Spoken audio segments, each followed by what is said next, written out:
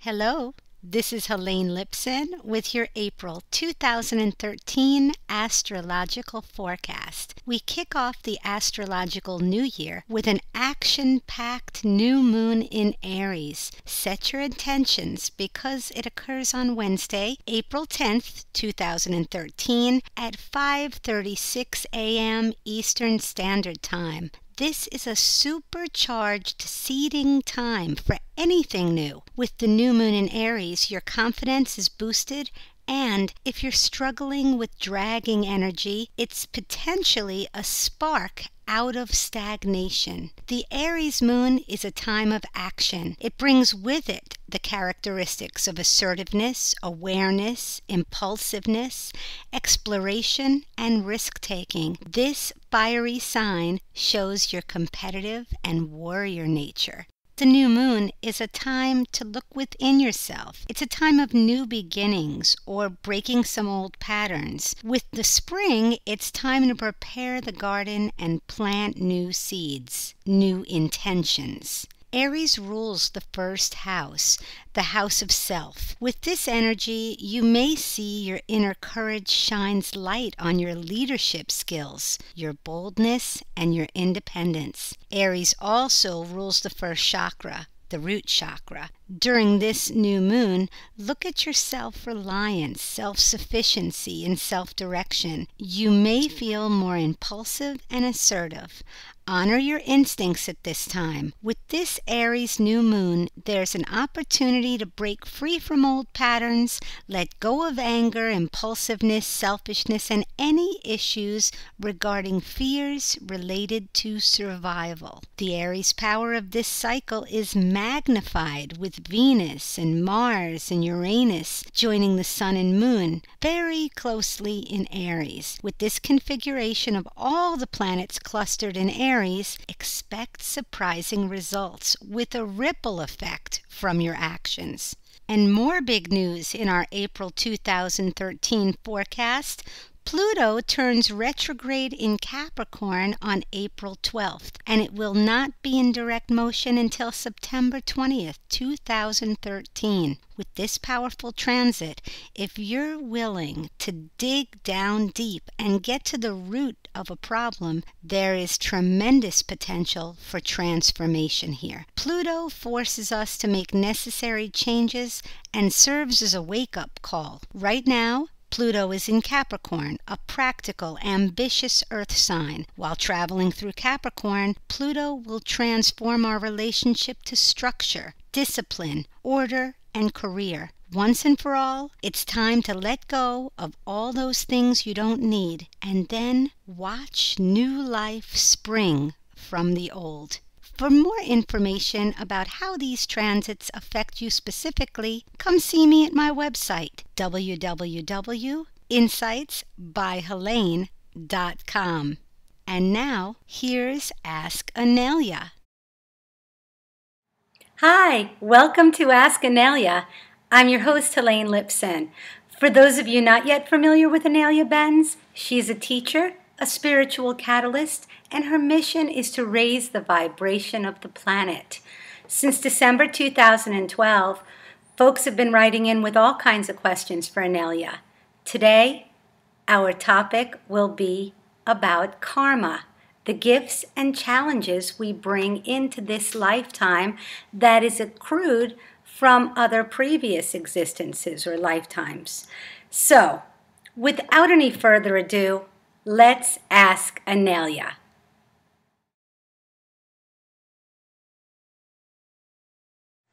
Hello, Inelia. Hi. As always, it's great to see you. We have a very interesting program planned for today. We have had so many listeners write in with questions about karma. karmic matters, being a soul in a body with a series of gifts and a series of challenges that they came in to experience. So, are you ready for our first question? Yes. Okay. I guess before even I start, would you like to define karma for our listeners? Well, karma is something that we mentioned briefly on the previous show as well. Yeah. It is something that was like a game or one of the Matrix programs for the old paradigm where a person would be stuck in a loop, as it were, like a broken record. And so basically, the way that I see karma is not about, cause and effect and all these type of things, but it's a loop or a cycle that you're continuously going back and forth with another person or a situation or whatever. The only way that you can come out of it is your awareness expands because you've risen your vibrational level, so therefore your awareness is, you can see more. So once you see the cycle, then you are empowered to step away from it or to stop it. Yeah, and that's why this new paradigm that we are creating, the fifth paradigm, the fifth dimension, or the new paradigm, or the fourth dimension. I think other people call it the 10th dimension. Anyway, what we're moving into, which is an empowered reality, you will be able to see the cycles and be able to choose whether to stay in them or to move out of them. So you no longer have to go through them over and over and over. There's no learning in them. There's just things that happen. Interesting. Now, here's our first question from Attila. And she says, I'd like to ask you what you consider to be the best method of karma cleansing, because I need it very much. Thanks, Attila. Okay, so the best method would be for you to do the fear processing exercise for 21 days. Yeah? Probably twice a day, morning and evening. And just look at all the fears about all the karmic cycles that you're stuck in and do that. The fear of being stuck in those cycles. What will this do? It will basically raise your vibrational level because fear is the lowest denominator in vibration that we can experience on the planet. Once you process it and you reintegrate it, and you can find how to do it on their website, there's a tool right there. All the text is there. There's no excuses not to. And so once you process all of your fear about anything at all, it could be spiders or karma, it doesn't really matter. Your vibration rises because the lower denominator goes like this, so the average goes up, yeah? And when your vibrational level rises, your awareness automatically expands. Now, what happens when your awareness expands? You are able to see more. Yeah, you can see more stuff. You can see more situations. You can see what's really happening. Once you see things clearly, you have choices because then you can choose not to stay in cycles of karma. Yeah, you can choose to step away from them or to stop them. Mm-hmm. Mm-hmm. So the fear processing exercise. And, over and over again, I hear you say 21 days. Mm-hmm. What's the significance or what's the power of doing something for 21 days? 21 days has been seen, and this is something that I've researched on the internet and in books as well, has been seen to be the amount of days needed to change an old habit. Yeah, or to create a new habit. So why 21 days? Because it takes that amount of days for you to reprogram yourself. That's it. Okay. It's very simple. Okay, now this is, and we're switching gears again, but this is again about karma, and this is kind of a heavy question. This is from Lata, and Lata writes, Dear Inelia and Helane, I have a question about children. I have 3 daughters of my own, and my concern is how I could be the best parent for them. I mean, I get impatient and angry with them at times, and I feel so inadequate. I wonder, what made them choose me for their mother? Is it for certain karmic purposes? Okay, so there's two questions there. How can you be a better parent? Yeah. Mm-hmm. And also, why did they choose me? Yeah. The answer to the first question is find something that brings you joy. Yeah. A happy mother and a happy father, in other words, a mother or a father that exists is joy, light, love. Mm-hmm. It's a completely different creature from a frustrated, hungry or upset or tired or bored parent. Mm-hmm. Bringing up children in the modern society is completely unnatural. Yeah, the thought that one woman has to take care of, or one man has to take care of, or even just a man and a woman taking care of one or more children by themselves is completely and utterly unnatural. It's a completely against our nature. You know, we're social beings. And in the old tribes and the native peoples, that doesn't exist, yeah? Yep. Those tribes and peoples who haven't been touched by Western society yet. And even if you look historically of how children were brought up before the Industrial Revolution, it used to be a community affair, yeah? The women would have children, would nurse them, and would normally take care of them in a community basis. So one woman or several women or the younger women would take care of the babies and children, while the older women would go out in the fields and do stuff, or everybody would go in the fields with the children, and everybody would take care of the children. It wouldn't be a separate thing. The children wouldn't be taken off and to schools every day. It's completely and utterly an artificial creation. And why do you feel stressed and lose patience? Because that's not your natural environment. Yeah? Mm-hmm. It's completely understandable. Now, what you need to do is work within, obviously, we all as parents have to work within the system. Yeah? We're in this system. We don't have an extended support system anymore. So what do? You find yourself something that you really enjoy doing. Yeah? And you make clear boundaries with your children. And for my child, for example, if he wants me to play with him and he's playing something that I find boring, I tell him, I say, well, I want to play with you, but that's boring to me. If you'd like to play with something with me that I find exciting and interesting, I'm more than willing to play with you. And he completely gets it, because he would never go and play a boring game with somebody else. Yeah? Mm-hmm. And it's the same with and the other thing that you can start fomenting in your children is for them to take responsibility for their actions, and also things like if they make a mess, they clean it up, yeah? If they're behaving in a way that's unsocially, not socially acceptable, to let them know, look, I'm a person, so please, behave in a way that you would behave with somebody else out there, yeah? Or if they do something and they hurt your feelings, turn around, look into their eyes and ask them, did you do that to hurt mommy? And they will immediately normally say, no, I didn't. But if they're truthful, they will say, yes, I did. We'll say, well, I didn't like that. Please don't hurt me again. I don't like being hurt. And just let them know. Communicate with them as equals.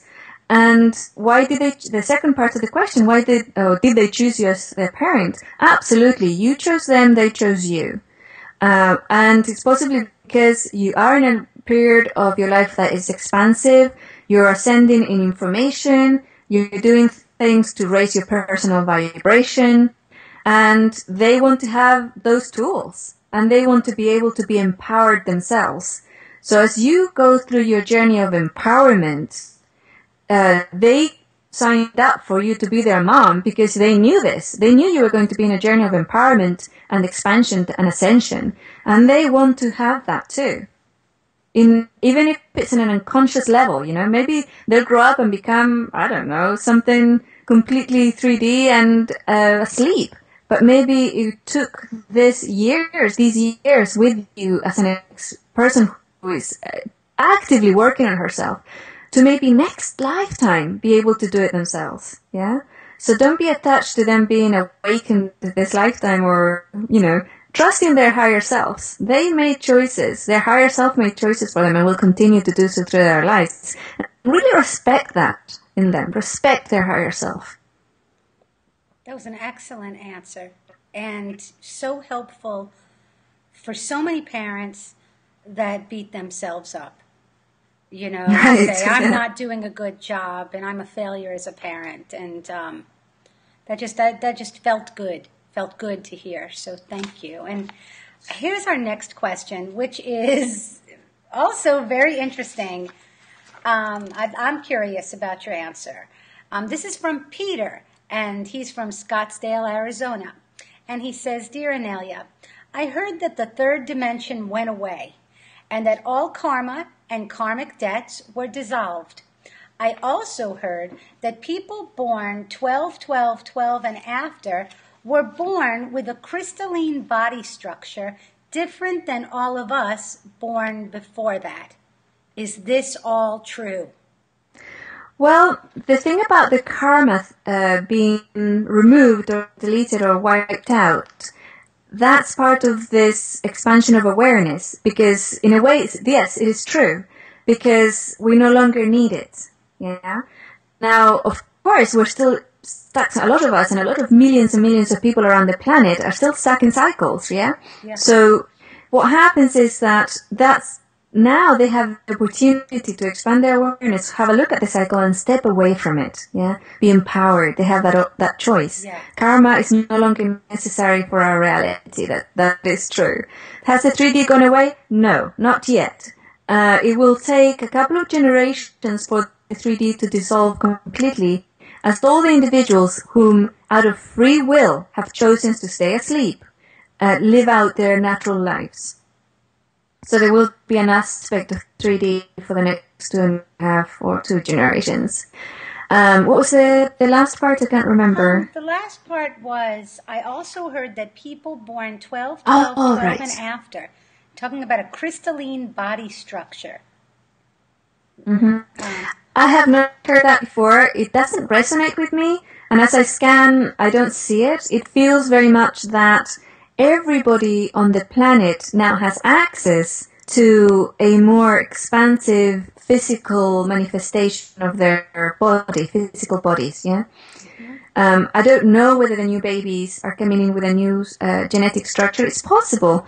The planet at an energetic level is going through so much at the moment, and there's so much information coming through the sun that it's morphing all of us at a genetic level, that it's possible. It's very possible because they don't have all that heaviness that was being built up from before, right? So it's possible that they're a lot lighter and they're different, but I haven't seen it myself. Okay. That doesn't mean that it's not there. That's interesting, though. I was wondering about that myself, so I appreciate that answer. Our next question, Inelia, is from Sandy Franklin. And this is what she asks. She says, when you close your eyes to see the new Earth in its total evolved state, what does humanity look like? How does the energy feel? And what do you see in terms of humanity relating to each other? Thank you and blessings be, Sandy. It is a place of oneness. Basically, you're no longer separate from the trees and the plants or each other. You're not separate from your neighbor. You're not separate from, any other person on the planet. Yeah, you're one, and you're able to communicate directly with anybody or anything on the planet at any time at any point that you want to. And not if you don't, yeah? The vibrations of wholeness and completeness are there. The capacities and abilities and beauty are much more expansive. It's a different state, and it is our natural state. Because basically, the state that we're living through or have been living through the past few thousand years is not natural to the human species. Darkness is not natural to the human species. Yeah, it doesn't matter how many people tell you it is, or how many people tell you that, oh, you can't see the light if you don't have dark, or how dark things teach you to be passionate and compassionate or whatever. Don't believe it. It's not true. It was just an experience that wanted to be experienced by our planet and by our species. Not so anymore. The human species has decided to move on back to its natural state, enhanced by the experience it's just had. Right? Enhanced. Mm-hmm. And basically, the natural state is to be in joy, light, love. That's our natural state. This is our natural essence. Go in there at that essence and experience it now. And you will be in that fifth dimension. You create it. Yeah? You create the new world from that space. So these two Earths, when she was saying the new Earth, and that's the fifth dimensional Earth, at the same time, we have a third dimensional Earth that is also existing at the same time. Mm-hmm. What happens? We actually just are drifting away or apart from those who embrace the third dimensional paradigm? Yeah, we coexist for the time being, and for the next 2.5 generations or so, we will be coexisting in this physical reality, because to do anything else would be too shocking, yeah, to the system and to the physical bodies. And so as the old sleepy souls, or the people who come in who want to stay asleep, live out their natural lives, and they will not be able to incarnate back onto the planet. Yeah, so only higher vibrational beings will be able to incarnate here. And it's a process of like a stepladder, because the vibration that's here right now only allows a certain amount of vibrational beings to come in, yeah, to certain levels. And then as they come in and the lower vibrational beings, or the ones that are asleep, die away, then the whole kind of average goes up, and then higher vibrational beings are able to come in. Do you see the relationship? That's why it takes time. Linear time is quite long, but linear time is an illusion, yeah? So that's why it exists at the same time. Individuals who are alive now can and are able to manifest there and create the fifth dimension right now in themselves, in their body, and in their environment. And it's like, it's amazing when that happens. You know, it's like just step into that joy, light, love, with the intention of being in that joy, light, love, knowing that you have the right to live, to exist, and to work from, and to do all your projects within that field that is you, without anybody or anything trying to lower your vibration or polluting your vibration. You know, Inelia, I can relate to that. I am somebody that most of the time will resonate at a very high frequency, but there are times when I come in contact with people that are in my family, or people that are just somewhere in my travels, that I can almost feel myself lowering down. So I feel like I'm on a fifth dimensional level, and then can be almost brought back to a third dimensional level, and it feels terrible. I actually feel but it's a choice. And the choice is from thinking that they're allowed to do that. Yeah? They're like this permission for others to influence you negatively. They don't have that right anymore. And you have the right to stay in that fifth dimensional vibration always. You have that right now. You have the right. Yeah. Without anybody trying to lower it, or any situation or anything trying to lower it. Yeah, it's hard, you know. Including you. So even if you have negative thoughts or negative things happening in your emotional body or physical body, even that you can have to turn around and say, you know what? You don't have the right thought. You don't have the right body to lower my vibration. Yeah. Now let's think about that bit. That is good. Because that's really true. Sometimes that's exactly what happens. There has to be something for us to be susceptible to people on a lower vibrational level. There still has to be some kind of shadow, something that's still in us. It's a permission. It's permission. We're giving them permission. We just take away their permission. It's all by agreement. Nobody or anything can affect you without your agreement or your consent. So we take away their consent. you set an intent originally. You start Yes. before you're on the telephone with maybe a lower vibrational mother or a relative that you're in touch with because they're family, but sort of every time that you speak to them, you come out with a heaviness. So what would you do? Set an intent prior to the conversation. Say, It's very practical. Yes. You begin with the intent. Absolutely. What do I do personally? Yeah, here we go. It's not an ad, but, I'll try and cover and see so you can't see the make. So imagine, right? The phone rings, so I answer it. Hello. Oh, blah, blah, blah, blah, blah. Hang up. Put it away. Really? Absolutely. Really? And that fast, that's interesting. I work as soon as you feel it, you do not consent, right? And that's how... You hang up. Oh. And then, of course, they ring back. Yeah. What? Did you hang up on me? Did you hang up on me? Oh, actually, yes, I did, because you were lowering my vibration and I do not consent to that. So unless you're going to, your intention is to raise my vibration, and keep it really high and filled with joy like love, I'm going to hang up on you again. Oh my goodness, do people get mad at you? Yes, of course they do. But eventually they come around and they start calling you with the most amazing, you have the most amazing calls. Because that happens to me. I'll wear tiger's eye beads and I will wear cat's eye beads and I'm almost prepared because I'm extremely sensitive. It's the difference between protection. Protection, you are consenting to an attack. That's why you're protecting yourself, right? When you protect yourself, it's because you're consenting to being attacked. This is beyond it, right? You do not consent to anybody attacking you, nor anybody bringing down your vibration, or anything. You do not consent to them doing it. Therefore, why would you need protection? Nobody can. And don't allow them to. That's a beautiful answer. I know we strayed away from our talk about karma, but that's very, very helpful to me. And hopefully people won't find me rude after this. And it doesn't matter if they do. Eventually they come around, and eventually they really appreciate it. They really do. It's interesting.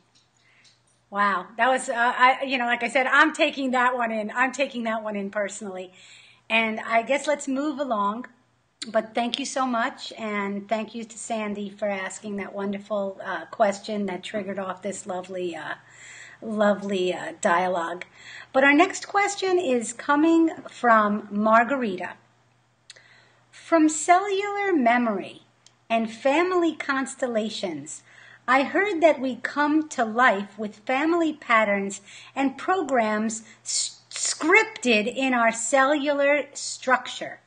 Can you elaborate on this? Yes, that is very resonant. That's very likely to happen because of the nature of the game that we come into, yeah? However, you're not stuck with that. That is valid for the moment of birth. Yeah? And whatever happens afterwards is your choice. So you can use those tools, you can use those patterns, you can empower and expand on the ones that serve you, and you can dissolve and change the ones that don't. That's, for example, this is a really good example that a lot of people have done astrological charts for me, yeah? And then they go, but you're not like that, and this is more like me, and, they do all these things. This sounds like me, it doesn't sound like you, and how come, it says in this chart that you have to be this way, and how come you're not, And it's because we don't need to, yeah? Right. You have the power, you have the free will to consent to anything, including structures that you came in with, whether they be genetic or not. I saw a girl who came in with a certain physical shape, and without any artificial surgeries or anything, she now looks like an elf, like an elemental. Yeah? And that's because she knew her identity was very much that of being an elemental of the earth, coming here incarnating in human form to be able to bridge the gap between the elementals and earth. And now she looks like an elf. you know, and she's tall and thin and, you know, everything. I mean, you look at her and you know she's an elemental, you know she's not quite human. And, but she came in through genetically being a human being. Her parents are human, and with all this other stuff. But she knew so clearly in her mind that as soon as the shift occurred in 2011, she was able to tap into all that energy, and that the fact that the world now, including our physical selves, are more able to pliable. They're more pliable. She tapped immediately into her essence, and her body reflected it. So, yeah. Wow. You're not stuck with your genetic material. You can change it. You can change it in all sorts of different ways. Through thoughts. And you can Google it, and you find that now scientists are looking into this and seeing that it is true. You can change a genetic structure through thought. You can change it through emotions. You can change it through food. Yeah. So you can change your genetic structure very easily, and through linear time, it won't take very long. It probably takes 21 days, right? 21 days. How empowering that nobody is stuck as anything. Oh, no, absolutely not. And I like that. You can change your mind anytime. You can change your mind anytime. Love that. All right. Well, here's our next question. And this is from Zeta Zaninga. And she asks this. She says, "Hi, Inelia. I just heard from you on Dr. Dream's podcast that you mentioned that you didn't have any past incarnations, but your body did. I never heard about this before. How does this work? Can you please explain this to me?" Okay, so there's a lot of information on my website about the differences between your physical body and yourself. The physical body is an elemental of the planet Earth. It's the baby of Gaia. Yeah, your physical body is Gaian. It was born here. It's made out of Gaian materials. You eat every day from her animals, her plants, and her essence. You breathe her air. You drink her water. Your physical body is the baby of Gaia. Yeah, It's animated by an external soul.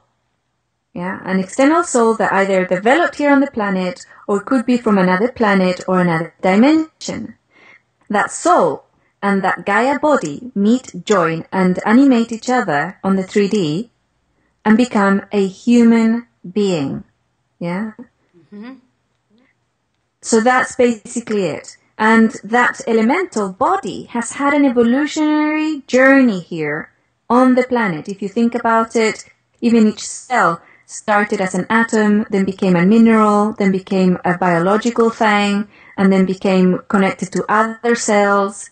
Even throughout your own physical body on this lifetime, it's had a journey, yeah? From the basic elements to a complex biological entity. And it's had memories because the bodies dissolve back into Gaia and return, yeah, and they have their own trajectory of evolution. Just like the soul has its own trajectory of evolution, so does the body and this planet. And sometimes genetic material which has come from other planets and inserted into the human being will have a genetic lineage or evolution on that other planet as well. So you can your body can have more than one planetary experience of physical reality. It's the physical expression of divine beingness, yeah? The physical sentient expression of the Great Spirit. And that's why, for example, people who go into comas and or die but are kept in alive artificially, anybody who's had that experience will know that the body's there, but there's nobody home. Yeah. The body, the physical body, can continue living without artificially for a while without the soul spirit being inside of it. And everybody knows that when the physical body dies, the being continues. Yeah. The spirit, the soul continues. So there's no news there, but you can see the two beings, right? And it's like a symbiotic relationship when the two meet. When you work together as buddies, this is your real soulmate, right? Yeah. When you work together as buddies and really support each other, you can do anything on the planet. You can reach about anything on the planet. When you're working against each other, or you have problems with each other, or you're not communicating with each other, that's when health problems happens, when body issues happen, when your sabotage in the physical happens, and all those things happen. Yeah. Very, very interesting. So in a sense, your body, as this question was asking, your body has had previous lives on this earth, but your soul came directly from source. The Right. original person that was coming to inhabit your body decided that they did not want to stay. And Right. then you came as a walk-in. Yeah, but that would be the best description. Yes. Yeah. It was asked, the physical body, once that it was vacated, was asked whether it would be okay to have another being in there.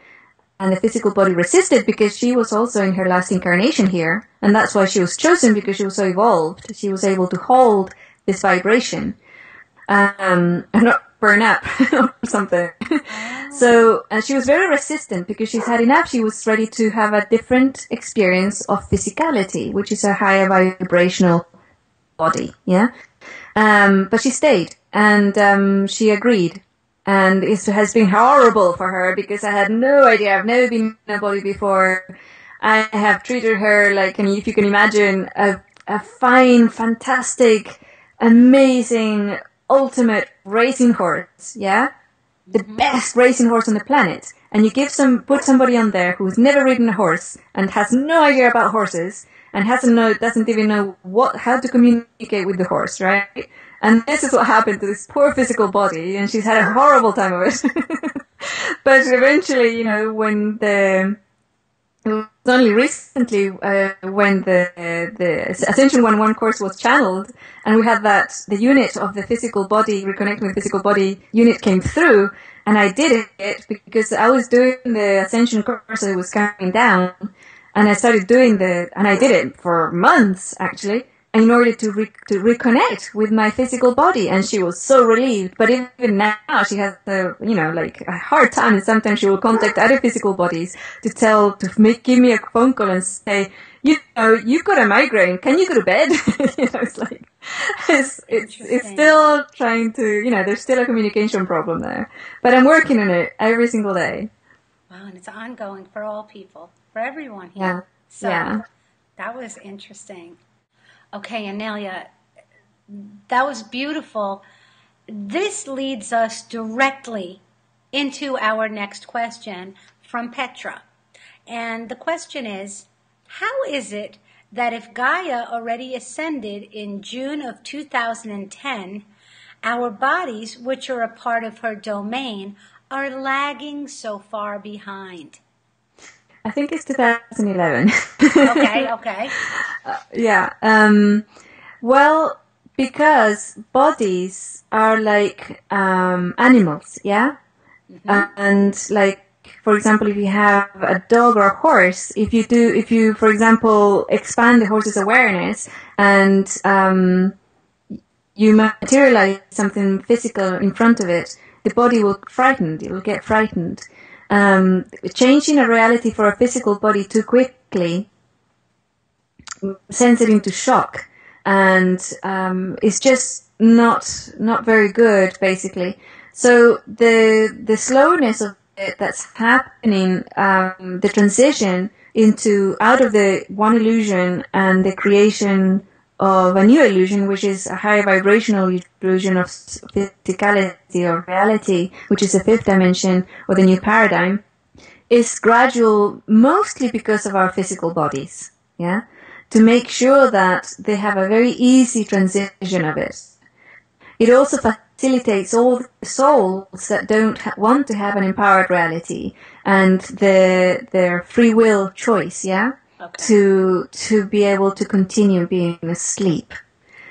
So I would say, yes, that would be the answer really. But each person, if you start working with your physical body right away and reconnecting with it, then you can have the core intention, both of you, the physical body and you, to have a 5D reality, create the 5D reality right now, this moment, yeah?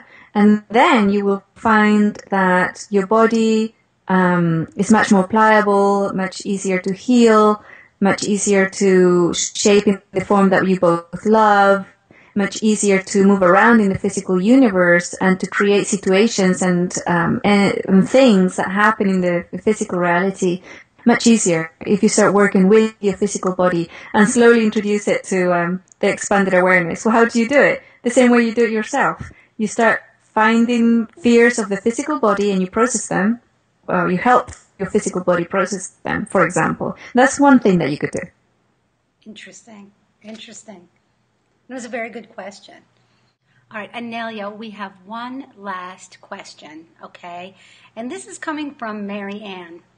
And she says, Dear Inelia, in your latest interview, you made clear that the darkness always says, I am useful. And I can understand that. My question now, why did I incarnate to Earth with the duality and darkness when it's not even necessary? Thanks a lot. Love and light, Mary Ann. Okay, so the reason even that you're watching this show is that you're a higher vibrational being who doesn't really come from a duality, yeah?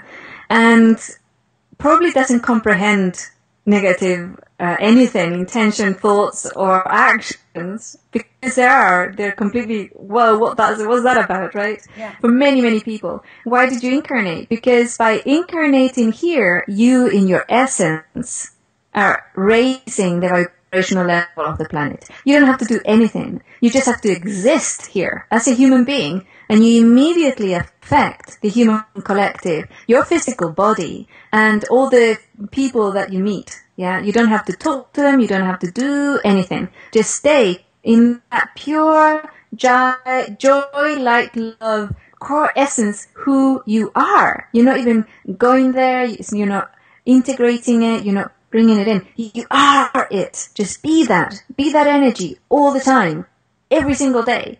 And that's all that you need to do. And that's why you came in, because you have access to it. You have, that's your natural, it's your natural state because you just came out of there, So yeah, that would be it. That's why you came here. Okay. But all of us knew when we were coming in as a soul in a body, we knew we were coming to an earth that had a darker side. Right. We knew what we were coming into. Yeah. Yeah, we did. And we came in so we would choose the light. No, it's not choosing. You are. You are the light. You're not choosing.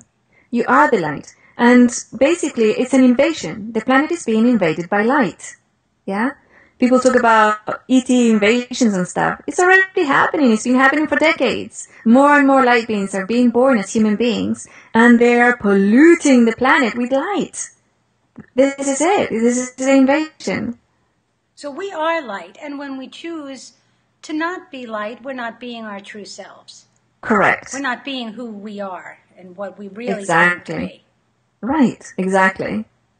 We're being distracted, we're being, persuaded by others, because we have no idea. We all came in and we had no idea how it works here, because we've never had an experience of darkness, so no idea how the game worked. We've been fooled, we've been conned, we've been made disabled by distractions and by negativity. We didn't know we had the right to not consent to that because we didn't know how the rules worked. And if somebody comes up and he says, this is planet Earth and I have the right to torture you and to make your life miserable.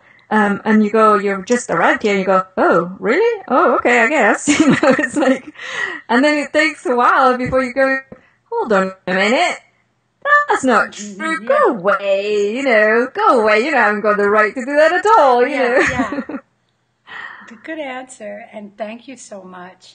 Inelia, as far as we're talking about karma, do you have a closing message for our listeners? remember that now you have a choice. Yeah. You either consent to something or you don't. And don't play all the stories. Don't, because we all have excuses of why we don't get out of those patterns. Yeah. Mm-hmm. And those karmic things. We have loads of excuses. The tools are there. Raise your vibrational level. Empower yourself. And just choose differently. Change your mind. What an uplifting show. Thank you so much once again, Inelia. Thank you so much to all of our listeners for tuning in to Ask Inelia. Till next time, love, light, blessings to all. Bye.